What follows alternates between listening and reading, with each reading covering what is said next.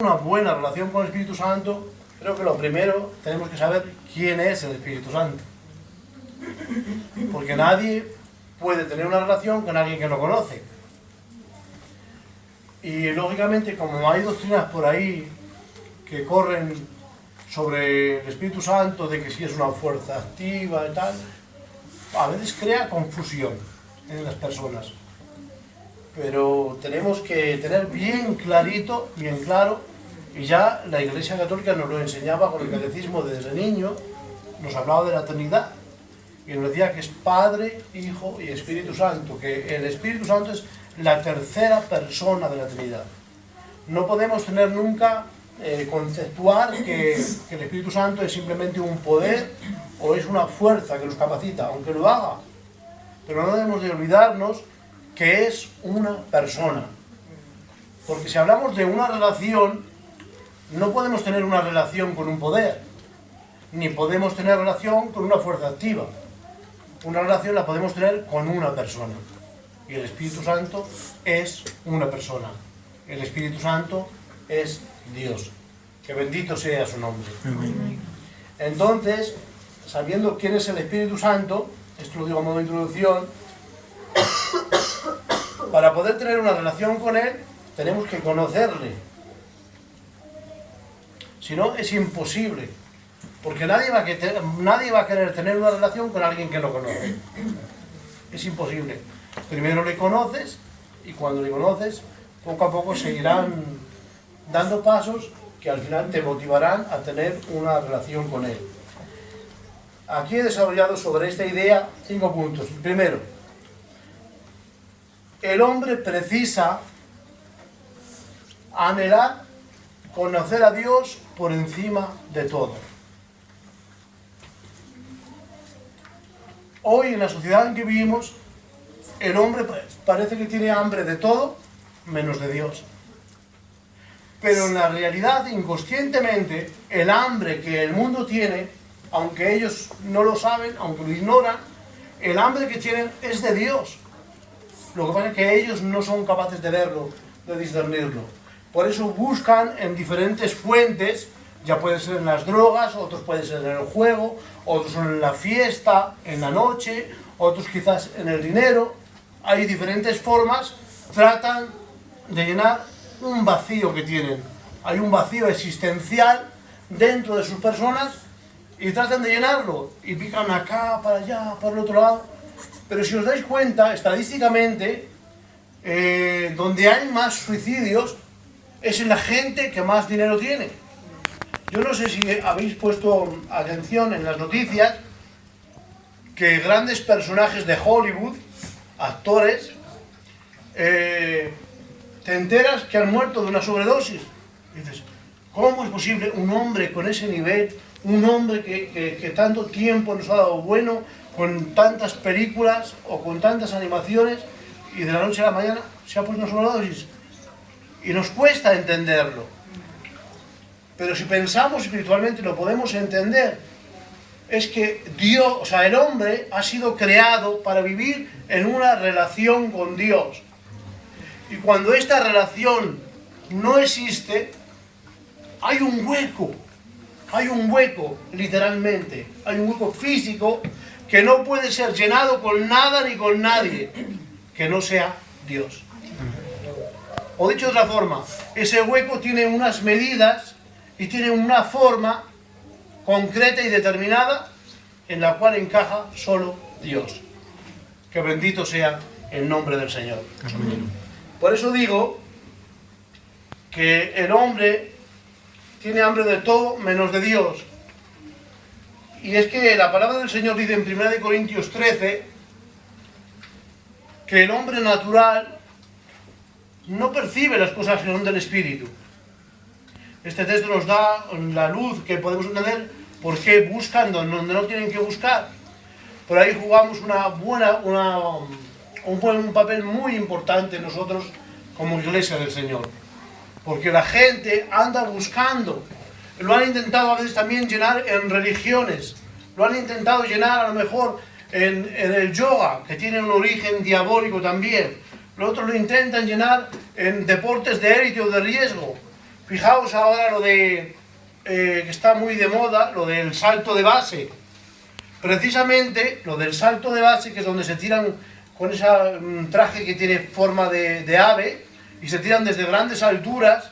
Precisamente hay más afición ahora, desde que se ha enterado la gente, que se han matado un montón de gente que tenía miles de saltos, eran gente experimentada, se han lanzado y se han matado. Y precisamente ahora hay más afición. ¿Por qué? Porque la gente no sabe dónde ir, no sabe qué buscar, no sabe encontrar algo que les llene. Y no les importa el desafío, de alguna manera, mediante esos deportes de riesgo, están desafiando a la muerte. Pero es que no saben, no tienen un destino, no tienen un camino, están totalmente desorientados en la vida. Pero realmente nosotros somos bienaventurados porque gracias al Señor Jesucristo nosotros le hemos conocido a Él. Amén. Que bendito sea el nombre del Señor.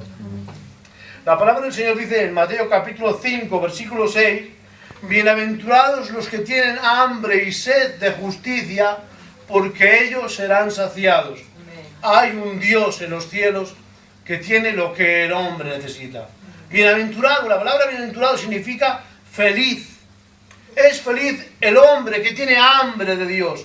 Es feliz el hombre que sabe entender, que es convencido que necesita a Dios en su corazón.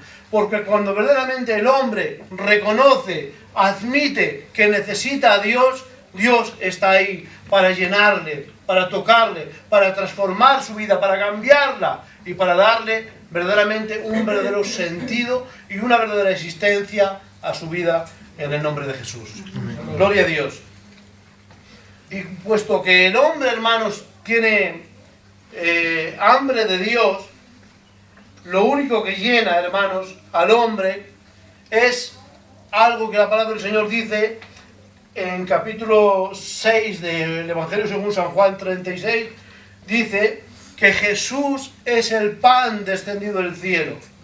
O sea, Él es el pan. Fijaos, la palabra pan, a lo mejor no nos hemos dado cuenta, pero realmente no es una palabra en sí, sino que es una palabra que se ha formado mediante siglas. Significa primer alimento natural. Y curiosamente, si hablásemos de lo espiritual, no podríamos decir pan, tendríamos que decir pae.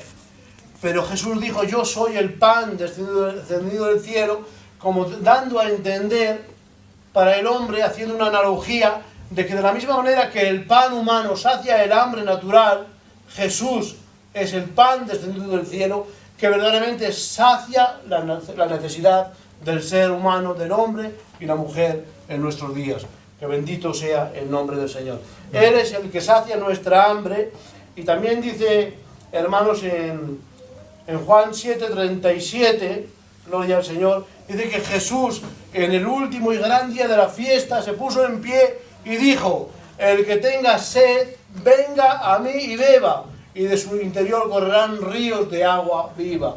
El que tenga sed, venga a mí y beba.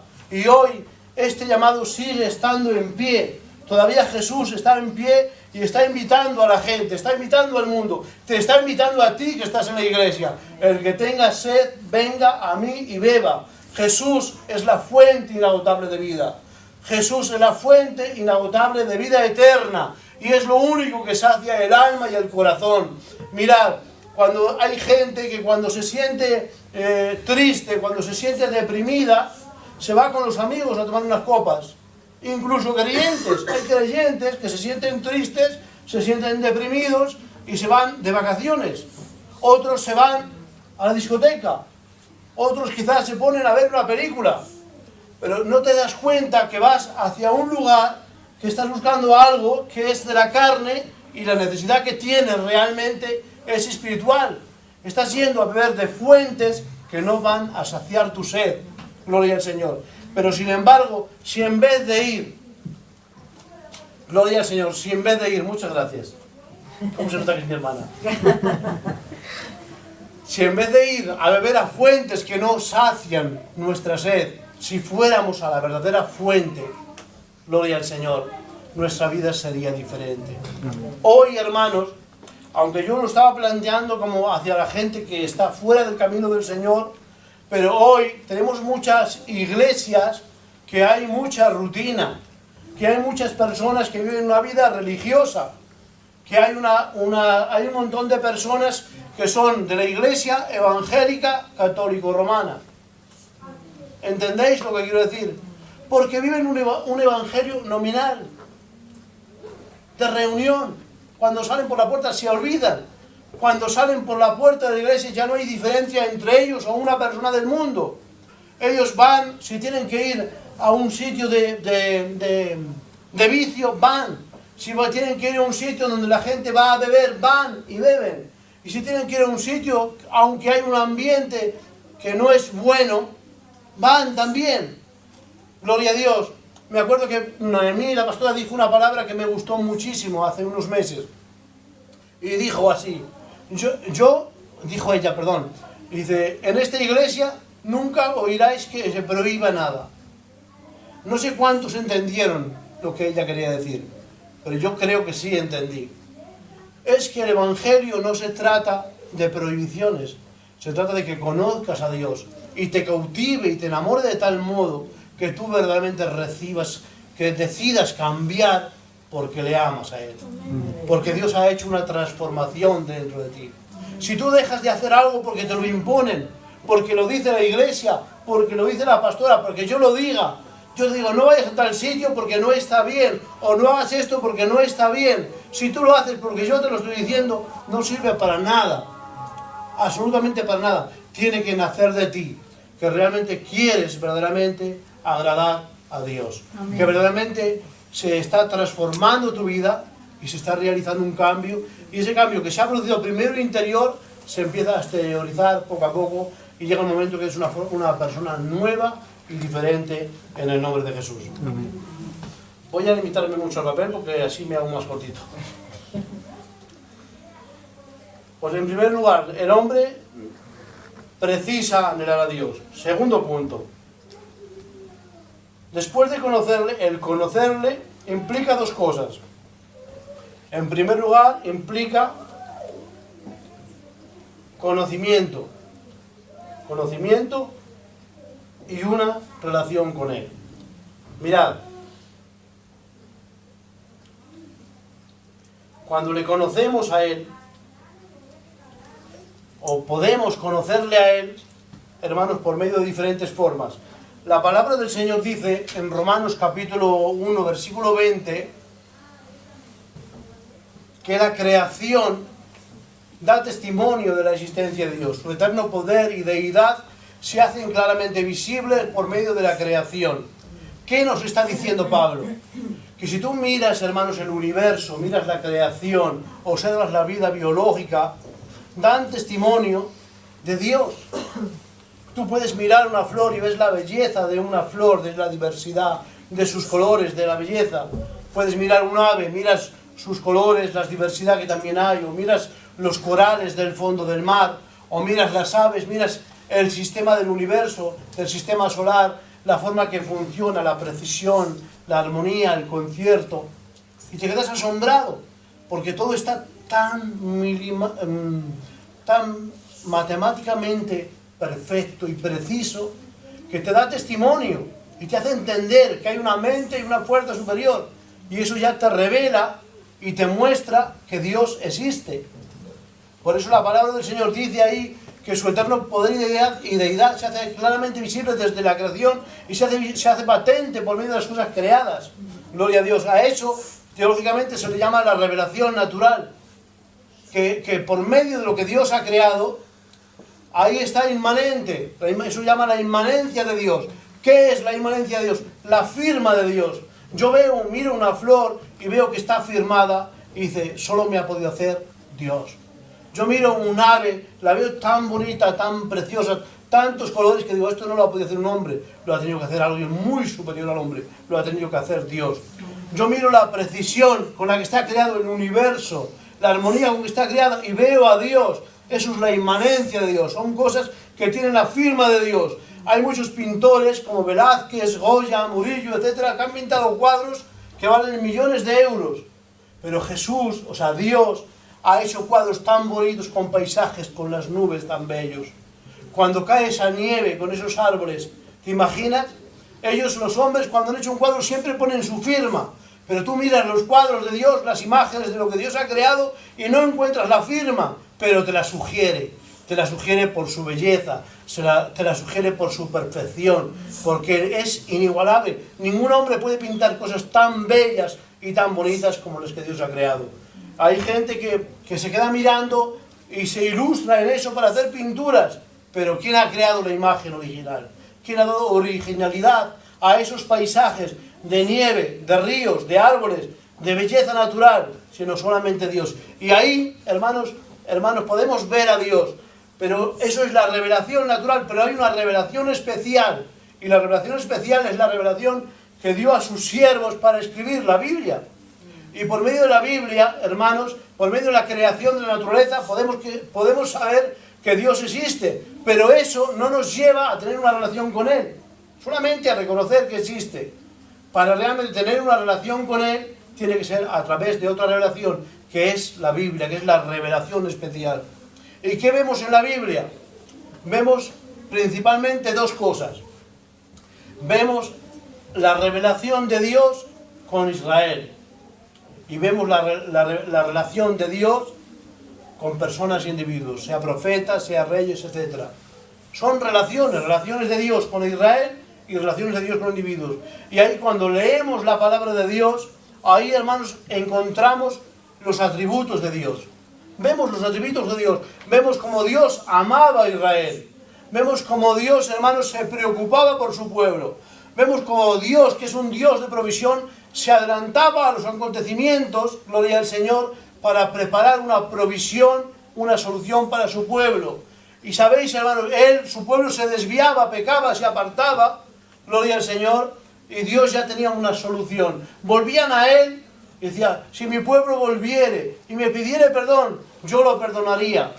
El pueblo volvía a Él y lo perdonaba. Pero sabéis, Dios, en su omnisciencia, sabía que al otro día o al otro año reciente iba a volver a pecar. Pero a pesar de eso, cumplía y le perdonaba cuando volvía a Él.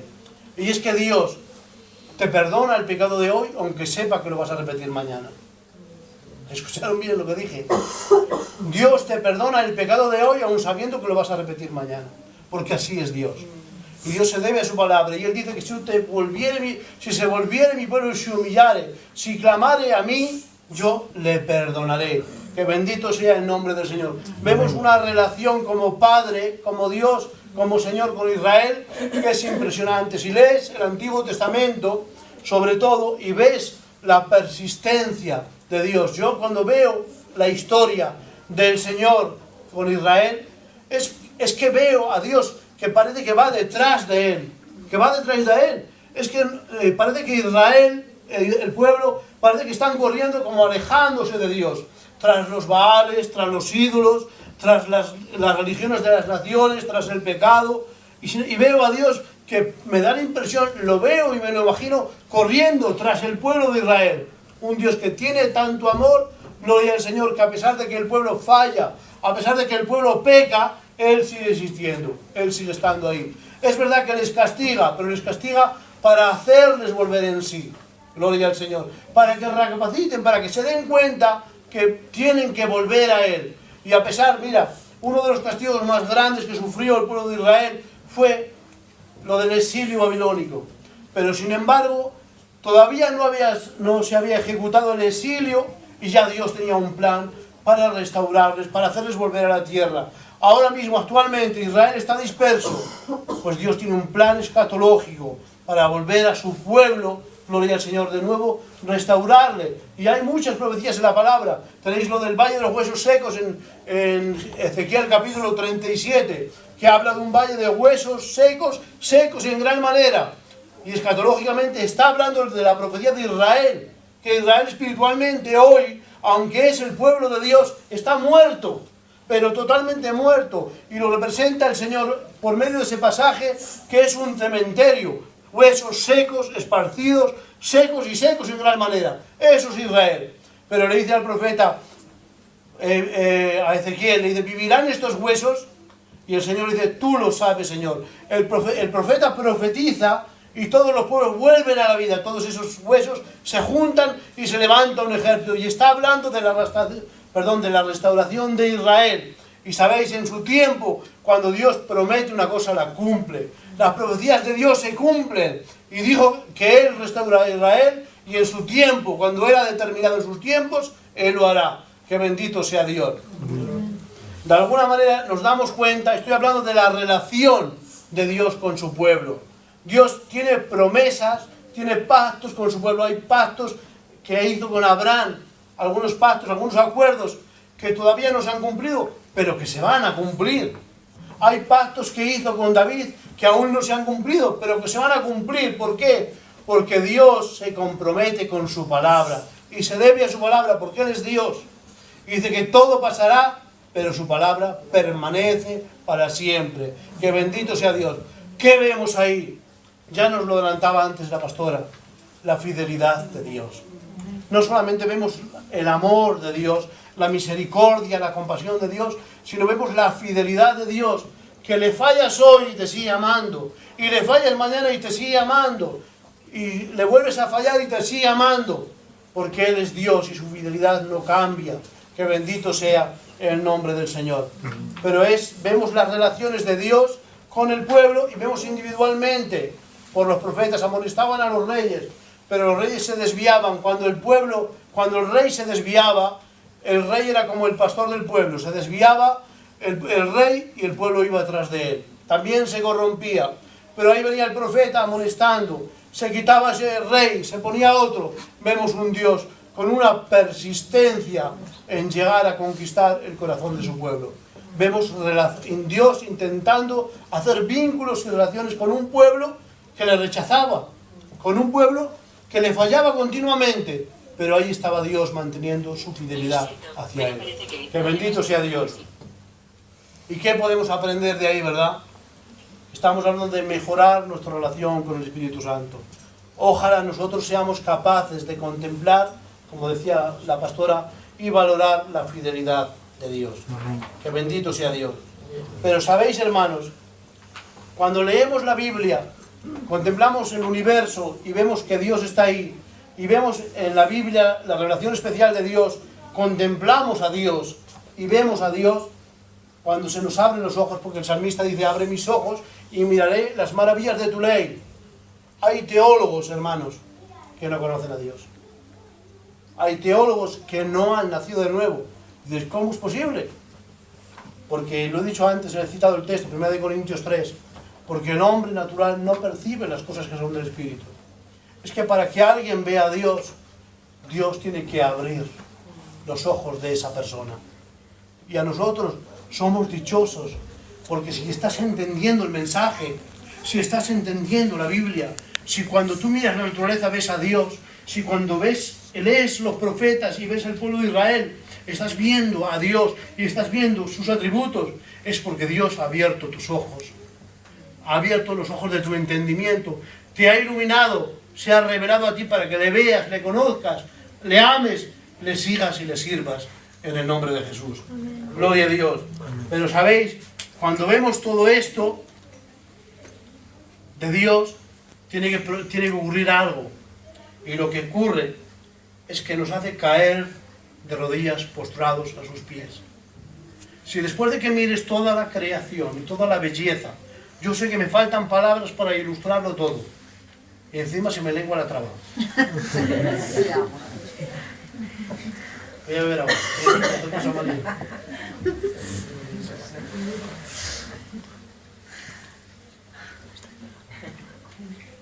Yo sé que me faltan palabras para ilustrar todo lo que quiero decir.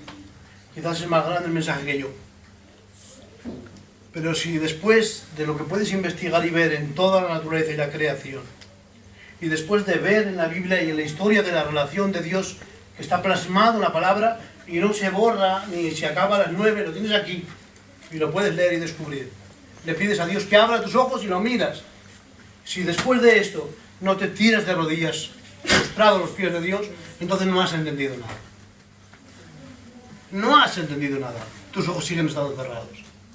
Por lo tanto, vuelve a orar, que Dios abra tus ojos, y lo vuelves a leer y vuelves a mirar la creación. Porque hasta que no caigas de rodillas, no has entendido nada. Y ni lo que has hecho te ha servido para nada. ¿Me entendéis? Amén. La gente está llena de religión. Y está harta de religión. Ya la palabra religión suena... La gente, yo les hablo ya de relación con Cristo. Es que no hay forma de que encaje en su mente como algo bueno la palabra religión.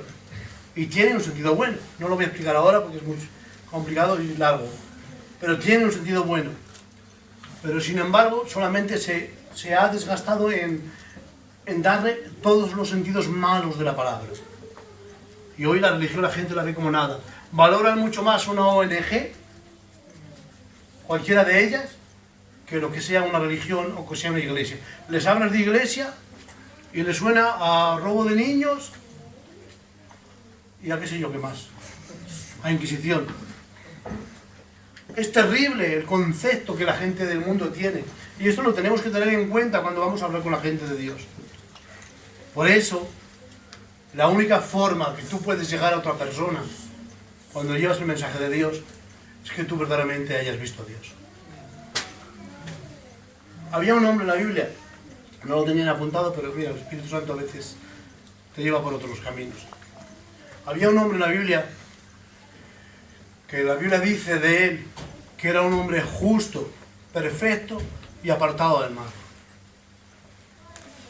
Vale con eso, ¿no? Joz. Justo, temeroso de Dios, apartado del mal. Este hombre era un hombre, tenéis que leer el libro y verlo, no os puedo decir todo. Pero entre otras cosas, él ofrecía sacrificios de adoración al Señor y ofrecía sacrificios por si acaso sus hijos cometían un pecado y él no lo sabía, sin que él lo supiera. Pues este hombre, después de que Dios le pasan todos aquellos acontecimientos, que se le muere el ganado, que se le mueren todos los hijos, pero todo me parece, creo que fue un día. El ganado, los hijos, y le entra una sarna desde los pies hasta la coronilla de la cabeza. Pero no sé qué entendéis por sarna, pero si lo estudiáis podréis ver que el tipo de sarna que tenía, se le hacían unas costras en la piel que le criaban como gusanitos. Esto tenía este hombre. Y ahí comienza a dialogar con unos amigos de él, hablar, hasta que habló Dios. Cuando habló Dios, se cayó él. Por eso hablamos tanto, porque escuchamos poco hablar a Dios. A veces vamos donde una persona, bla. Muchas veces lo que necesitan es alguien que les escuche, y no tanto que les hable. Lo primero que hicieron sus amigos cuando fueron donde Job, ¿sabéis lo que fue? Él estaba tirado en el suelo, con las ropas ásperas de duelo, como de luto, que se ponían como una especie de ropa que era como un saco de estos que se mete la paja, una ropa áspera, y se echaban ceniza por la cabeza, con toda su sarna y tirado en el suelo, sin comer ni beber y ahí llorando. Y llegan sus amigos y le ven. Y lo primero que hicieron, ¿sabéis lo que hicieron? Se tiraron a su lado y estuvieron, me parece que fueron 7 días, sin hablar. Gran mensaje. A veces vale más lo que no decimos que lo que decimos. Entre otras cosas porque no lo vivimos. Gloria a Dios. Pero ya yendo al capítulo 42 del libro de Job, cuando Dios habla a este hombre, dice, de oídas te había oído, mas ahora que mis ojos te ven, me arrepiento en polvo y te miro. ¿Os dais cuenta? Cuando ves a Dios, te tiras de rodillas delante de Él. Gloria el nombre del Señor. Amén. Si no nos postramos delante de Él, es porque no le hemos visto a Él. Y si no le hemos visto a Él, no sirve para nada, ni reunirnos, ni congregarnos, ni leer la palabra, ni que cojamos otro local, ni que ayunemos todo el año. Todo lo demás no sirve para nada. Lo más importante para nosotros como pueblo de Dios es que podamos verle a Él. Gloria en nombre del Señor. Y cuando llegamos a ese punto, que caemos de rodillas delante de Él, ahí es cuando realmente podremos tener una relación con Él. Porque cuando estamos de pie, estamos intentando relacionarnos desde una posición, desde una altura. Estamos como subiéndonos de nuestro estatus. Pero como nos dice la canción esa que cantamos tan bonita, no hay lugar más alto que estar a sus pies. Si consigues llegar a sus pies, es el lugar más alto que jamás podrás estar. Y ahí estarás en disposición de tener una buena relación con Dios, una buena relación con el Espíritu Santo. Amén. Que bendito sea el nombre del Señor. Y ahí comienza la relación con Él. Punto 3. Consecuencias de esto, de tener una relación con Él. Cuando realmente... Es que me da el reflejo de la luz en el plástico y me deja ciego.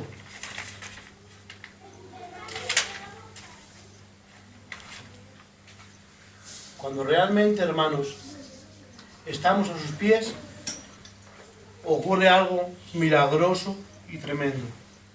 Dios es un Dios sobrenatural, grandioso, es el Dios que mora y habita en la eternidad. Y ese Dios es maravilloso y ocurre algo milagroso en nosotros. Teológicamente se llama regeneración. No voy a dar una explicación teológica de lo que es la regeneración, porque más o menos nos sugiere algo lo de la regeneración de las células de nuestro cuerpo. Pero sí voy a decir algunas evidencias de ello. Sabéis que se lo dijo Jesús a Nicodemo: tienes que nacer de nuevo, Nicodemo, si quieres entrar en mi reino. Tienes que ser una nueva persona. Tal y como somos, no estamos en disposición no solamente de no entrar al cielo, sino tampoco estamos en disposición de tener una relación con Él. Pero cuando realmente recibimos la regeneración, que es un impacto del poder del Espíritu Santo sobre la naturaleza de la persona, sobre el corazón humano, que lo cambia y quita el corazón de piedra y pone un corazón de carne, gloria a Dios, y dice proféticamente y escribe su ley en ese corazón, la escribe, que bendito sea el nombre del Señor. Amén. ¿Cómo lo escribe? Por medio del Espíritu Santo, que bendito sea el nombre del Señor. Y esta regeneración implica que Dios pone vida donde solo había muerte. Esta salvación implica que pone salvación donde solo había condenación. Romanos 8:1.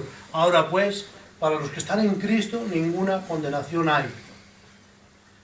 Porque Romanos 3:23 dice: por cuanto todos pecaron, estamos destituidos de la gloria de Dios. Nacemos por el pecado imputado adánico bajo condenación. Mas ahora, estando en Cristo, cuando somos regenerados, pasamos de estar de condenación a salvación en el nombre de Jesús. Tercero,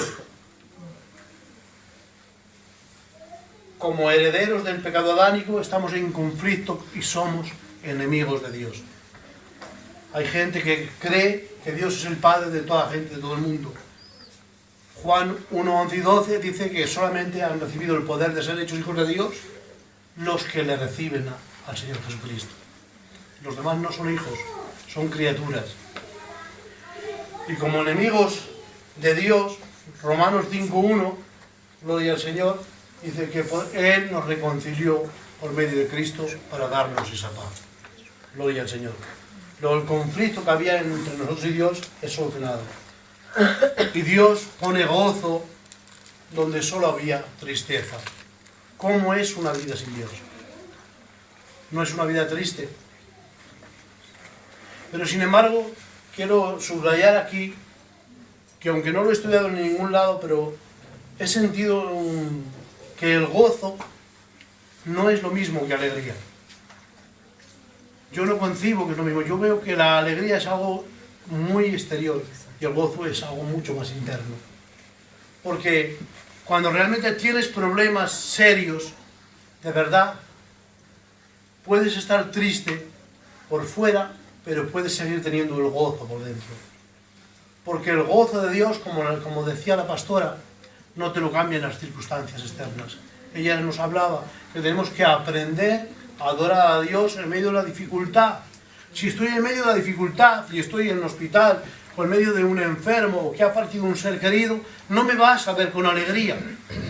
Pero tú, aunque quizás no lo veas con tus ojos, hay un gozo dentro de mí que me lleva a solas a adorar al Espíritu Santo, a adorar a Dios en el nombre de Jesús.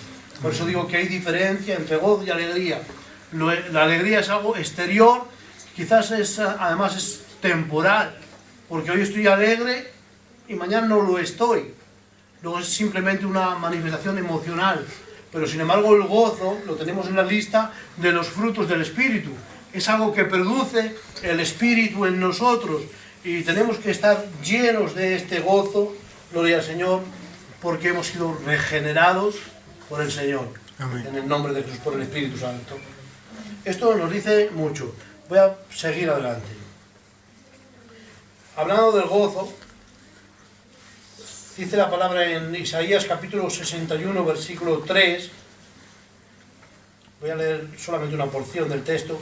Dice: a ordenar que a los afligidos de Sion se les dé gloria en lugar de ceniza, óleo en lugar de luto, manto de alegría en lugar de espíritu angustiado, y serán llamados árboles de justicia, plantío de Jehová para gloria suya. Que bendito sea el nombre del Señor. Si os das cuenta, el texto que he citado es el mismo texto que Jesús citó cuando entró en la sinagoga de Nazaret y le dieron para que leyese el pergamino de la ley, y fue este. Y dijo: este texto hoy se ha cumplido. ¿Cómo se había cumplido? Se había cumplido en su persona. Él venía a cumplir y desarrollar este ministerio. Y hoy este ministerio, esta esperanza que declara este texto, está en vigor. Hoy, en este caso, habla de los afligidos de Sion, que serían los afligidos de Jerusalén. Pero hoy, como pueblo de Dios, antes éramos afligidos, pero ahora Dios ha provisto para nosotros un lugar de gloria y un lugar de gozo y de alegría en vez de lugar de luto y ceniza y de tristeza. Quiere decir que no podemos estar, gloria al Señor, siempre con una tristeza y una cara de amargura, que parece que vivimos como las personas del mundo. Que tiene que haber en nosotros unas características diferentes, porque aunque bien decía antes que no se puede estar alegre cuando está rodeado de problemas y de desgracias, pero sin embargo el gozo interno, ese fuego de Dios, del Espíritu que hay dentro, no lo pueden apagar, hermanos, las inclemencias o las circunstancias adversas, la enfermedad, la dificultad y los problemas, sino que eso sigue ardiendo y encendido. Dice: y también manto de alegría en lugar de espíritu angustiado. Este manto de alegría es el Espíritu Santo sobre nosotros. Es un manto de alegría que te cubre, que te guarda, que te da alegría. Y mientras otros están tristes, tú por dentro sentirás un gozo, porque tienes una esperanza, la esperanza de la vida eterna. Que bendito sea el nombre del Señor. Amén. Y este Espíritu Santo, como consecuencia de esa relación con Él, nos hace de nosotros una morada permanente. Fijaos, el Dios Altísimo, que no habita en templos hechos de manos de hombre, como dice el profeta, aquel cuyo el cielo es su trono, la tierra es el estado de sus pies. Dice: ¿qué casa edificaréis? ¿Dónde yo hallaré reposo? Fijaos que Dios dice que es tan grande, que el cielo es su trono y la tierra es el estrado de sus pies. Es tan grande, que dice que no puede habitar en un templo hecho por manos humanas. Gloria al Señor. Sabemos que Salomón le edificó un templo, pero no fue la idea primaria de Dios, nació de David. La idea de Dios fue un tabernáculo. ¿Y veis qué diferencia puede haber de un tabernáculo a un templo? Pues mucha. Entre otras, la más importante, que el tabernáculo era algo movible, que se cambiaba de lugar. El templo era un lugar determinado y fijo. Y esto nos trae una gran enseñanza. Y es que en la presencia de Dios, el tabernáculo de Dios, que somos nosotros, no podemos estar parados. No podemos estar estancados. Tenemos que estar en movimiento. La iglesia de Dios y la vida del Espíritu en nosotros, como el templo del Espíritu Santo, es dinámico. El tabernáculo a lo largo del desierto se montaba y se desmontaba cada cierto tiempo, porque había algo sobre ello, que se llamaba la Shekinah, que era la presencia de Dios, que durante la noche era una columna de fuego y durante el día era una columna de nube. Y cada vez que se movía esa nube hacia allá, tenían que desmontar corriendo el tabernáculo, tenían que desmontarlo todo, cargarlo y llevarlo. Y hasta que no se paraba esa nube, y donde se paraba, y tenían que volver a montarlo. Gloria al Señor. Y de esta manera, el pueblo de Dios estaba constantemente en movimiento. Gloria al Señor. ¿Os das cuenta? No podemos dar tanta gloria al local, a los edificios, a los templos. Hoy hay grandes catedrales en España, pero por dentro están llenas de tumbos de muertos, de santos que se han muerto, de gente que se ha muerto, y están metidos allá, pero huelen a muertos, no hay vida de Dios, porque Dios no habita en templos hechos por manos de hombre, pero sin embargo, este Dios maravilloso habita en tu corazón. Amén. Se hace tan pequeño que habita en tu corazón. Que bendito sea el nombre del Señor. Amén. Y ya para terminar, no solamente nos hace, me voy a saltar un poquito, no solamente nos hace el templo de su espíritu, lo dice en 1 Corintios 6:9, sino que nos sitúa potencialmente para tener una relación con Dios o con el Espíritu Santo. Cuando ya el Espíritu Santo está dentro de nosotros, vive en nosotros, gloria a Dios, ahí estamos potencialmente preparados para tener esa relación con Dios. Y cuando tenemos esa relación con Dios, que el Espíritu Santo está en nosotros, entonces podemos recibir, hermanos, la llenura del Espíritu sobre nuestras vidas. Efesios capítulo 5, versículos 18 al 20. Dice: no os embriaguéis de vino, en el cual hay disolución, antes bien sed llenos del Espíritu, hablando entre vosotros con salmos, con himnos y cánticos espirituales, cantando y alabando al Señor en vuestros corazones, dando siempre gracias por todo al Dios y Padre, en el nombre de nuestro Señor Jesucristo. Que bendito sea el nombre de Dios. No os embriaguéis con vino, sino del Espíritu Santo. Mirad, hermanos, hay una historia en Marcos capítulo 14, versículo 3, hay una historia donde dice que en la casa de Simón el leproso vino una mujer con un frasco de un perfume de nardo puro que era de mucho precio. ¿Y sabéis lo que hizo? Quebró el frasco y lo derramó sobre la cabeza de Jesús. ¿Os dais cuenta? Cuando aquella mujer llegó allá, con aquel frasco, ella estaba allí y el frasco estaba ahí, el perfume estaba dentro, pero nadie percibía el olor de ese perfume. ¿Os habéis parado a pensar? Pero hubo un momento en que rompió ese frasco y lo echó sobre la cabeza del Señor. Y ahí es donde se percibió el aroma. Y ahora yo digo, no se percibió lo que había dentro del frasco hasta que el frasco no se quebró. Y aunque si somos templo del Espíritu Santo, y no voy a dudar que nadie de ustedes lo sea, tenemos que quebrarnos delante de Dios para que el Espíritu Santo se manifieste. Tenemos que quebrar nuestra alma para que el hombre interior salga afuera, se manifieste en el nombre de Jesús. No se percibió el olor del perfume hasta que no se quebró el frasco. Y sabéis, antes decíamos que el Espíritu Santo no es una fuerza activa ni es un poder explosivo, sino que es una persona. Pero es una persona que está dentro de nosotros por su templo por una razón. No está como un artículo decorativo ni como un adorno. Está dentro de nosotros para darnos el poder y la capacidad, en primer lugar, para ser cristiano, para tener una relación especial con el Espíritu Santo, que tiene que pasar por el quebrantamiento de nuestra alma, para que Él pueda tomar el dominio absoluto de nuestro ser en el nombre de Jesús.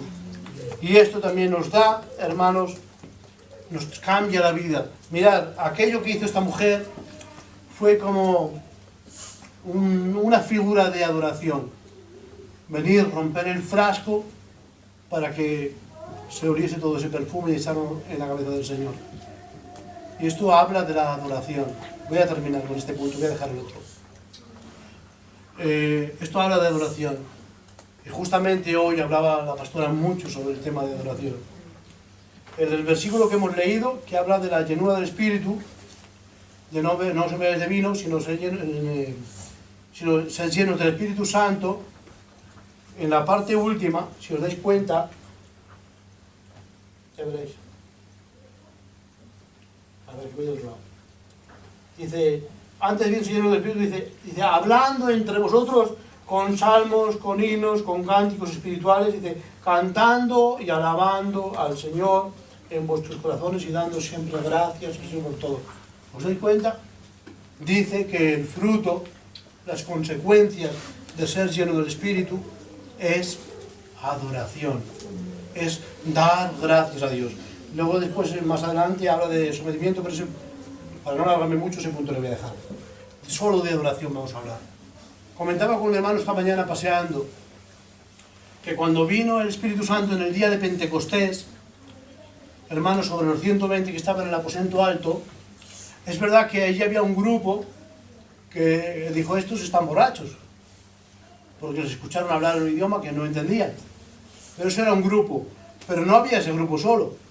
La Biblia dice que había gente de Bitinia, de Capadocia, de un montón de nacionalidades o de pueblos de Asia y de África diferentes, pero enumera bastantes. O sea, está hablando de una multitud bastante grande que estaban en Jerusalén por motivo de la fiesta de Pentecostés. Posiblemente eran judíos que vivían fuera de Jerusalén y habían venido para la fiesta de Pentecostés. Y había un grupo que dijo que estaban borrachos, pero el otro grupo que dijo, leedlo si queréis, 2:11 de Hechos, cuando podáis lo leéis. Dice, ¿cómo es posible, dice más o menos parafraseando, que estos que no conocen nuestro idioma están hablando en nuestro idioma? ¿Y qué estaban hablando? Las maravillas de Dios. Adoración también. O sea, cuando la llenura del Espíritu Santo viene sobre una vida, gloria a Dios, y cuando esa vida, hermanos, es una vida que vive postrada a los pies de Dios, como antes decíamos, lo que nace es acción de gracias, gratitud y adoración. Y decía la pastora antes, hablaba mucho sobre este tema, adoración. Si queremos realmente un pueblo en Aranda que sea punta de lanza, tenemos que convertirnos en verdaderos adoradores. Adoradores que adoren al Señor en espíritu y en verdad. Gloria al Señor. Y para esto tenemos que recibir, hermanos, la llenura del Espíritu.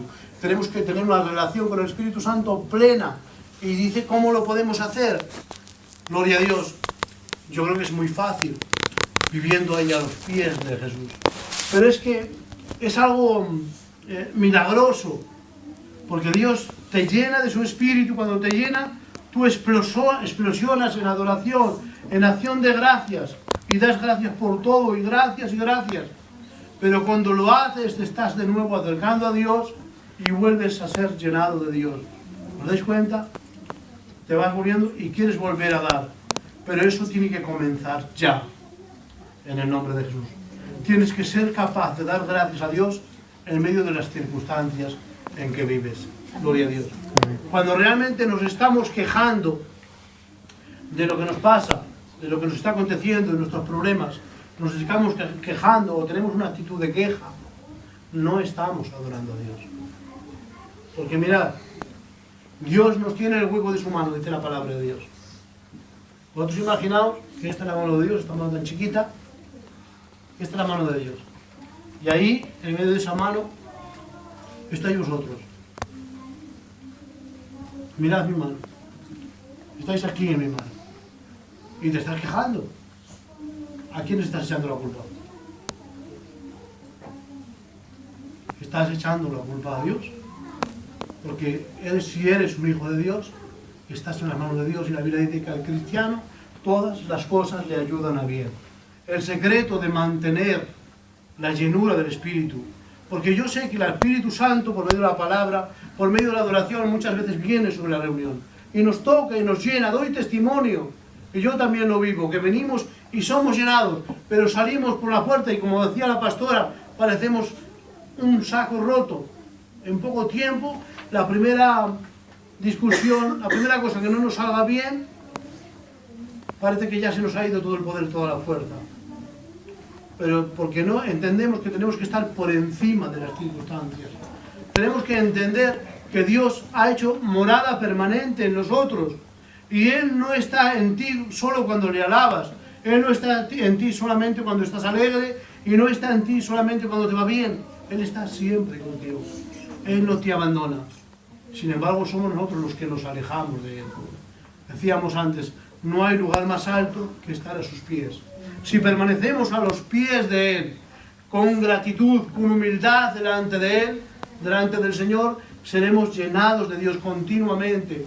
Y ahí eso nos llevará a estar adorando a Dios, a estar dando gracias a Dios continuamente. Y si verdaderamente hacemos esto, el Señor, el Espíritu Santo, estará sobre nosotros en el nombre de Jesús. Amén. No voy a continuar más, hasta aquí lo dejamos. Que Dios, hermanos, nos ayude en el nombre de Jesús. Quisiera que cerráramos.